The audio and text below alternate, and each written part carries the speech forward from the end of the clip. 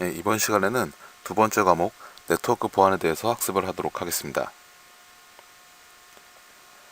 네트워크 보안 쪽 범위를 살펴보게 되면은 OSI 7레이어, TCP/IP, 유닉스나 윈도우의 네트워크 서비스, 그리고 IP 라우팅, 네트워크 장비, 무선 네트워크, 네트워크 기반 프로그램 활용, 서비스 거부 공격, 분산 서비스 거부 공격, 네트워크 스캔, 스푸핑이나 세션 하이제킹, 스니핑하고 암호화 프로토콜, 원격 접속, 그리고 네트워크 장비 활용 보안 기술에서는 침입 탐지 시스템이나 침입 차단 시스템, VPN, 라우터 설정, 그리고 로그나 패킷 분석을 통한 공격 방식 이해, 그리고 네트워크 보안 동향에서는 최근 네트워크 침해 사고의 이해와 최근 네트워크 보안 솔루션, 이렇게 학습을 하도록 하겠습니다. 우선 네트워크 모델의 가장 기본이 되는 OSI 7레이어에 대해서 알아보도록 하겠습니다. OSI 7계층은 장비 간에 통신하기 위해서 네트워크 계층을 물리 계층부터 어플리케이션까지 총 7개의 계층으로 구조화한 네트워크 표준 모델입니다. 이런 표준이 필요한 이유가 제가 이제 가장 네트워크 장비 중에서 유명한 시스코 아니면은 노텔이라든가 여러 개의 네트워크 장비 벤더들이 있는데 그 네트워크 장비들이 서로 규격이 다르게 되면은 장비 간에 호환이 되지 않습니다. 어떤 장비 간의 규격을 맞춰주기 위한 별도의 작업이 필요하기 때문에 이 OSI 7 레이어라는 규격 하에 이 표준대로 네트워크 장비라든가 그리고 상위에서는 프로그램을 개발을 할 때 이 계층에 맞게 개발을 하게 되면은 서로 이기종 간에 서로 다른 기기 간에도 데이터 송수신이 동일한 규격을 사용하고 있기 때문에 가능하죠. 그래서 이 OSI 7 레이어라는 이 국제 표준을 따라서 개발을 하고 장비를 생산을 하고 있습니다. 이 OSI 7러의 각각 계층에서 알아보게 되면은 가장 하단의 물리계층, 이 물리계층은 랜 케이블이라든가 강 케이블이라든가 이런 이제 매체에 대한 실제로 데이터를 전송하는 전압과 관련된 이런 전기적 신호와 관련된 이 케이블을 매체를 생각을 하시면 되고요. 여기 나와 있는 RS232C 같은 경우는 시리얼 케이블 규격이죠. 그리고 그 상단에 데이터 링크, 그러니까 그 랜카드를 생각하시면 될 것 같습니다. 프로토콜 이더넷이라는 프로토콜을 사용하고 이쪽에 사용되는 장비는 브릿지나 스위치, 그리고 네트워크. 이제 이쪽 이 3계층인 네트워크부터 이제 실질적으로 이제 IP라는 주소를 가지고 통신하게 되는데요. 일반적으로 사용자라든가 개발자가 제어 가능한 부분은 이 네트워크 계층부터 컨트롤이 가능한 부분입니다. 그리고 전달 계층은 우리가 많이 사용하는 TCP나 UDP 프로토콜이 위치하는 부분이고요. 상단의 세션이나 프레젠테이션이나 어플리케이션 계층은 장비를 사용하지 않습니다. 이 영역 같은 경우는 이 상단에 있는 영역 같은 경우는 실제로 프로그램에서 개발을 하는 영역이기 때문에 특별하게 장비를 사용하지 않고 프로그램이 구현되는 부분입니다. 우리가 웹브라우저라든가 아니면 메신저라든가 이렇게 통신하는 네트워크를 사용하는 프로그램들은 개발을 할 때 주로 이 상단에 있는 세션, 프레젠테이션, 어플리케이션 계층 이 부분에 구현이 되게 됩니다. 물리 계층부터 쭉 설명이 나와 있는데요. 내용은 한 번씩 읽어보시고 참고하시면 될 것 같습니다.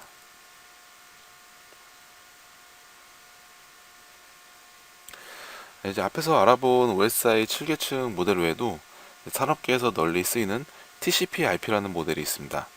이 TCP/IP 모델은 OSI 모델보다 이제 실무에 더 적합하기 때문에 이 국제 표준은 아닙니다. 국제 표준기구에서 지정한 그 국제 표준은 아니지만 산업계에서 널리 쓰이는 표준, 디팩토 스탠다드라고 하는 사실상 표준으로 사용을 하고 있고요.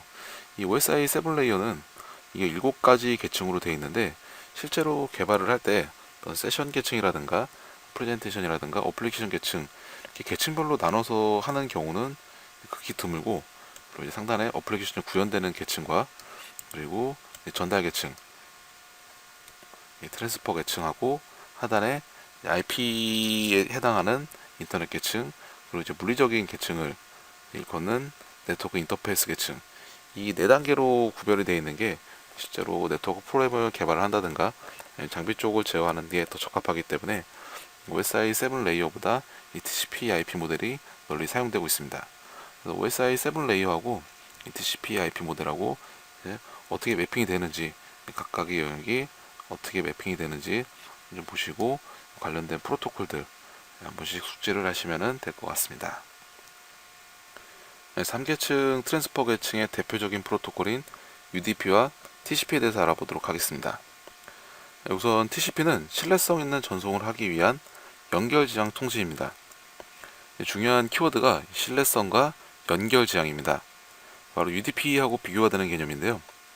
신뢰성 있는 전송이라고 하는 말은 데이터 전송이 정상적으로 완료가 됐는지 확인을 한다는 뜻입니다.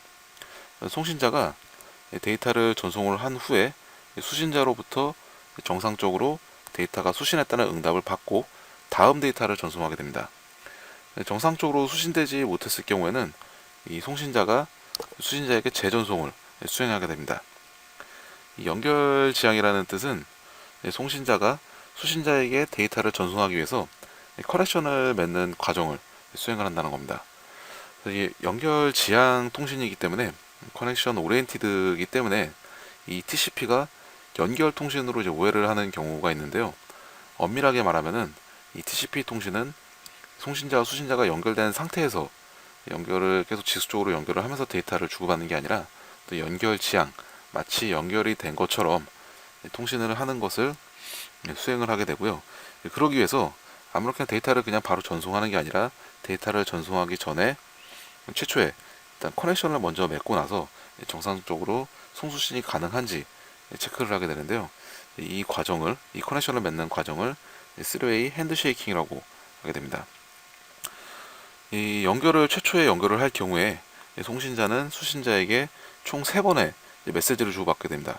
그래서 3way 핸드쉐이킹이라고 하는데요. 최초로 송신자는 수신자에게 씬이라고 부르는 싱크로나이즈 시퀀스 데이터를 보내게 되는데요. 이 씬이라는 데이터를 받으면은 수신자는 마찬가지로 씬과 액이라고 하는 정보를 송신자에게 응답을 주게 됩니다. 나중에 자세히 살펴보겠지만 이 씬 정보는 이 시퀀스 정보를 포함하고 있기 때문에 송신자가 임의로 만든 순번에서 계속 데이터를 보낼 때마다 증가가 되고요. 그리고 이 수신자가 응답을 줄 때 있는 그 정보는 이제 액놀로지라고 해서 마찬가지로 씬 정보와 마찬가지로 이 씬 정보를 정상적으로 수신했다는 번호를 동일하게 담고 보내게 됩니다. 그래서 씬과 액 정보를 받게 되면은 송신자는 다시 씬과 액 정보를 정상적으로 수신했다는 에크를 다시 이제 수신자에게 보내게 됩니다. 그래서 총 한 번, 두 번, 세 번 이렇게 3번의 과정을 메시지로 주고받는 핸드쉐이크 과정을 거친 이후에 이스태블리시라고 해서 정상적으로 데이터를 보내고 받을 수 있는 상태가 됩니다. 연결을 끊을 경우에는 클로즈를 할 경우에는 송신자가 핀 데이터를 보내게 되고요. 수신자는 액 데이터를 보내게 되고 다시 수신자가 핀 데이터를 보내면은 이것에 대한 응답으로 송신자는 액 데이터를 보내게 됩니다. 이렇게 총 4번 종료 시에는 4웨이 핸드쉐이킹을 하게 되고 그리고 연결 시에는 3웨이 핸드쉐이킹 이렇게 각각 연결 시와 종료 시에 메시지를 주고받는 과정을 수행하게 됩니다. 다음은 TCP 구조에 대해서 알아보겠습니다. 이 TCP 프로토콜은 다음과 같은 구조로 되어 있습니다. 그래서 간단하게 살펴보게 되면은 이 TCP의 구조인데요. 소스 포트가 보내는 쪽 송신자의 네트워크 포트 주소에 대해서는 아마 다음 장에서 좀 더 자세히 다루도록 하고요. 일단은 송신자의 정보가 들어간다는 것만 좀 이제 숙지하시면 될 것 같고요. 그리고 받는 사람 목적지에 포트 번호가 들어가게 되고요. 이걸 시퀀스 넘버 1년 번호가 생성되는 1년 번호가 들어가게 되고 이쪽에는 아까 앞서서 얘기했던 액놀러지 넘버가 들어가게 되고요. 그리고 이 헤더에 대한 길이가 얼만큼인지 헤더 길이와 예약되어 있는 부분 코드 비트 이 코드 비트도 다시 한번 자세히 설명하도록 하겠습니다. 그리고 윈도우.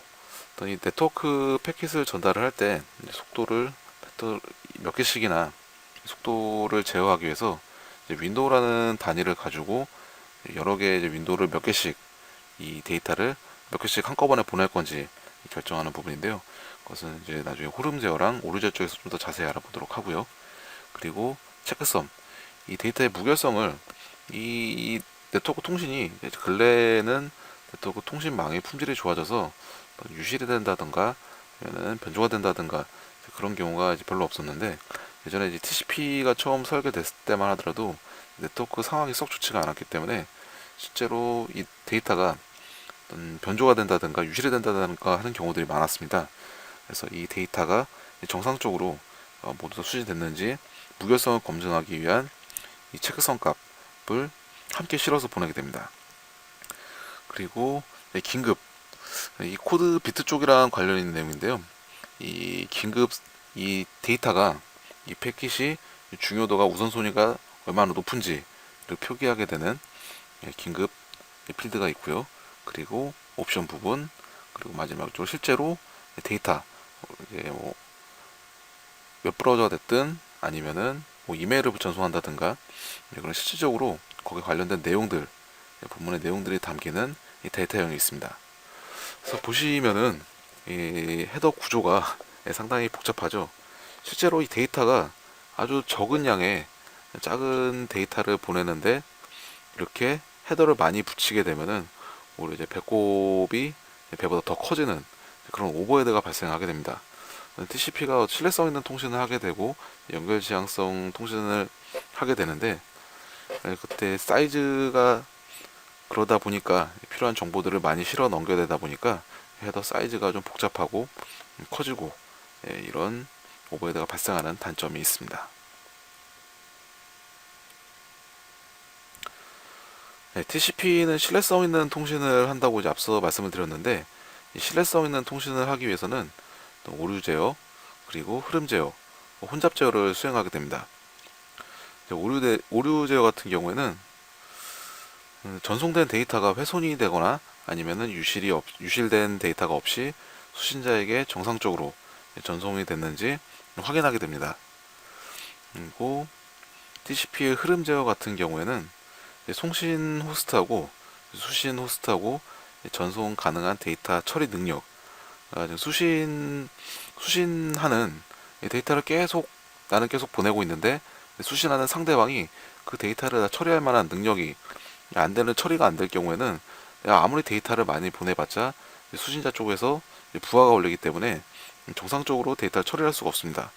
그래서 이 흐름 제어는 송신자가 이제 전송하는 부분에는 크게 영향을 받지 않고 수신자의 버퍼 사이즈, 데이터를 처리할 수 있는 버퍼 사이즈에 따라서 거기에 맞춰서 송신자가 데이터를 전송하게 하는 기법이고요. 그리고 혼잡 제어도 마찬가지로 이제 흐름 제어처럼 데이터를 전송하는 양을 좀 조절하는 방법인데, 이제 흐름 제어하고 혼잡 제어의 차이점은, 흐름 제어는 아까 말씀드렸던 것처럼 수신자 측에서, 수신자 컴퓨터에서 처리할 수 있는 데이터를 처리할 수 있는 양에 따라서 이제 전송되는 양이 결정되는데, 이 TCP 혼잡 제어 같은 경우에는 송신자라든가 수신자의 처리 능력이 아니라 이 데이터가 가는 경로, 가령 보내는 PC도, 전송을 하는 PC도 속도가 빠르고 수신을 하는 PC도 속도가 굉장히 빠르게 처리가 가능한데, 실제 거쳐가는 경로상에는 라우터라든가 다른 네트워크 장비가 부하가 걸렸을 경우, 그래서 부하가 많이 걸렸을 경우에는 양쪽에, 보내는 쪽이나 받는 쪽이나 부하가 아무리 빨리 처리했다 하더라도 중간에서 부하가 걸리기 때문에 이 데이터를 무조건 막 많이 보내게 되면은 중간에 유실이 생깁니다. 그래서 이 혼잡 제어 같은 경우에는 이 경로상의 부하에 따라서 데이터를 전송하는 양을 조절을 하게 되고요. 비유를 하자면은 자동차로 예를 들게 되면은 흐름 제어 같은 경우는 차량의 최고 속력, 어떤 보내는 쪽이나 받는 쪽을 차량이라고 한다면은 이 자동차의 최고 속력에 따라서 속도가 달라지게 되고, 혼잡 제어 같은 경우에는 자동차 속도와 무관하게 또 도로 상황에 따라서, 도로에 차가 많아서 이제 막히게 되면은 차량이 아무리 빨라도 가는데 속도가 느려지겠죠. 이렇게 좀 이해를 하시면 될 것 같고요. 각각의 기법에 대해서 간단하게 살펴보면은, 일단 오르제어 같은 경우는 체크썸은 이제 세그먼트의 무결성을 검증하게 됩니다. 데이터를 전송을 했을 때 이 데이터에 대한 체크성 값을 통해서 수신자가 이 데이터하고 체크성 값을 비교를 한 이후에 같은 경우에는 중간에 유실되거나 손상되지 않았다고 판단을 하게 되는 거고요. 만약에 이 체크썸 계산한 값과 그리고 데이터 값이 서로 다르다면은 데이터가 중간에 유실이 있다든가 손상이 됐다든가 그걸 수신자 측에서 인지를 할 수가 있겠죠. 그리고 에쿠에신, 데이터가 전송이 되면은 수신자는 데이터를 받은 이후에 송신자에게 정상적으로 데이터를 수신을 받았다는 아크 정보를 보내게 됩니다. 근데 송신자 쪽에서는 이 아크 정보를 액 정보를 회신하지 못하면은, 다시 응답을 받지 못하면은, 이 데이터가 중간에 어딘가 유실돼서 송신자가 받지 못했구나 라고 인지를 하고 데이터를 다시 재전송을 할 수가 있겠죠. 그리고 타임아웃, 정해진 시간 내에 그 정보를 받지 못하면은 송신자가 세그먼트를 재전송하게 되는 메커니즘이고요. 흐름 제어 같은 경우의 기법은 스톱 앤 웨이트라 해가지고 패킷을 한 개를 전송을 하고 응답을 하고 있다가 에크 정보가 정상적으로 오게 되면은 그 다음 정보를 다음 패킷을 전송을 하고, 그러니까 보낼 데이터들이 쭉 줄이 서 있으면은 이 데이터를 처음에 하나를 보내고 응답이 오면은 그 다음 거 보내고, 또 응답이 오면 다음 거 보내고, 다음 거 보내고, 다음 거 보내고, 이런 식으로 하는 게 스톱 앤 웨이트 방식이고요. 슬라이딩 윈도우, 아까 TCP 구조 봤을 때 윈도우라는 항목이 있었죠. 이 슬라이딩 윈도우 같은 경우에는 위에 스톱 앤 웨이트처럼 한 개의 패킷을 전송하고 이렇게 대기를 했다가 정상적으로 응답이 오면은 다음 거 보내고, 또 응답 오면 다음 거 보내고, 이렇게 되면은 보내는데 처리하는데 상당히 비효율적이기 때문에 하나씩 보내는 게 아니라 여러 개를 묶어서, 가령 5개의 패킷을 한꺼번에 묶어서 전송을 하게 되고요. 그리고 그 중에 1, 2, 3, 4, 5 5개를 보냈는데 3번이 유실이 됐다. 그러면은 3번 패킷부터 다시 3, 4, 5, 6, 7 이렇게 5개를 보내게 되고요. 물론 이제 5개가 정상적으로 수준에 따라 응답이 오면은 그 다음 5개를 보내면 되고, 만약 그 중에 유실이 된 것들이 중간에 있다고 하면은 그 유실된 부분부터 다시 전송을 하게 되는 그런 메커니즘을 사용할 수 있습니다. 그리고 혼잡 제어 같은 경우에는 아까 말씀드렸던 것처럼 라우터라든가 중간에 네트워크 장비에서 지연이 발생해가지고 전송자도 그렇고 수신자도 그렇고 충분히 데이터를 빨리 전송하고 빨리 수신할 수 있는 처리 능력이 캐파가 되는데도 불구하고 또 중간 경로상에, 데이터가 전송되는 경로상에 지연이 있기 때문에 그것을 극복하기 위한 기법들이 있는데요. 슬로우 스타트라고 하는 방법은 처음부터 송신자가 내가 보낼 수 있는 최고 양만큼 전송하는 게 아니라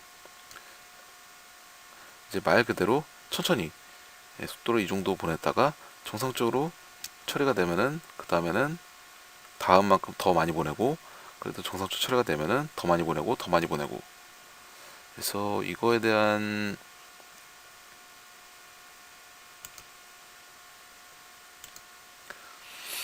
이 슬로우 스타터 같은 경우에는 이렇게 시간이 갈수록 점점 데이터를 많이 보내게 됩니다. 이 계산 산식이 있는데요. 일단은 혼잡 윈도우라든가 혼잡 윈도우하고 보내는 양하고, 뭐 계산 이 공식까지는, 이 속도가 증가되는 공식까지는 굳이 살펴보지 않아도 될 것 같고요. 일단은 지수형으로 점점 증가한다고 사실만 아시면 될 것 같고요. 실제 이 특정 지점에 도달했을 때 에러가 발생하게 되면은 다시 처음부터 천천히 속도를 다시 올리다가 요 한계까지 다시 이렇게 전송을 하게 되는 부분이고, 또 문제가 생기면은 다시 또 처음부터 천천히 시작을 해가지고 한계점 속도까지 계속 전송을 하게 되는 이런 모양을 보게 됩니다.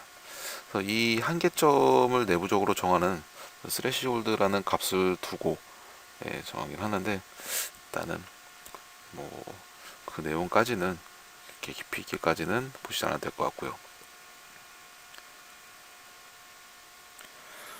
혼잡 회피 같은 경우에는 이 슬로우 스타트하고 느린 시작과 비슷한 방식으로 동작을 하게 되는데요.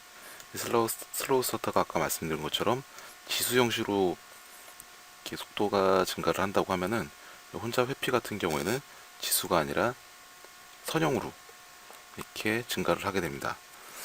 이 혼잡 윈도우와 또 이 스레시홀드에 대해서 좀 이해가 있어야 되는데요. 일단은 슬로우 스타트하고 그리고 혼잡 회피 같은 경우에는 지수냐 아니면 선형적인 증가냐 라는 차이가 있다는 것을 아시면 될 것 같고요. 실제로는 이 슬로우 스타터나 아니면은 혼잡 회피나 같이 동작을 하게 됩니다. 처음에 슬로우 스타터로 동작을 하고 있다가 이 스레시홀드 영역에 다다르게 되면은 그다음부터는 선형으로 혼잡 회피 쪽으로 동작을 하게 되고요. 그리고 빠른 재전송 같은 경우에는 TCP 쪽에 TCP 통신 쪽에 특징이라고 했던 순서,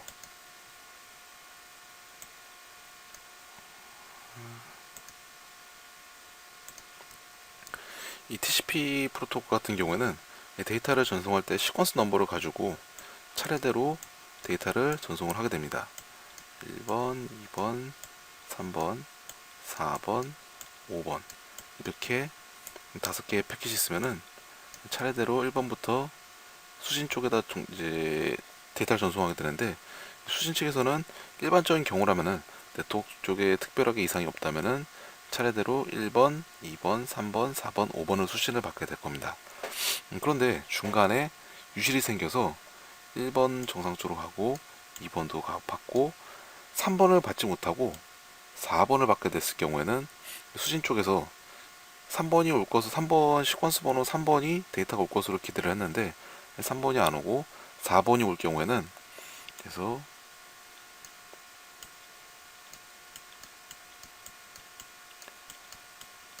이 두플리케이트 액트라고 하는 중복 액트 번호를 보내게 됩니다. 순서대로 오지 않고 건너뛰고 다음번 4번 패키지 왔다는 거 응답을 주게 됩니다.